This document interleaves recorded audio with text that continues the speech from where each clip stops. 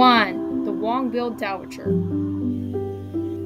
One of the first species of migratory shorebirds to show up in spring is the long-billed dowitcher, with the first individual showing up in late February.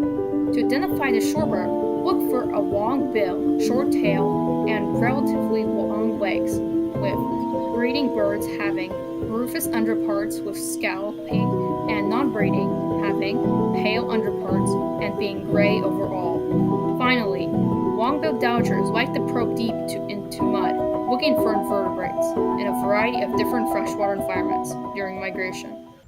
Thanks for watching. Please subscribe, share, and like.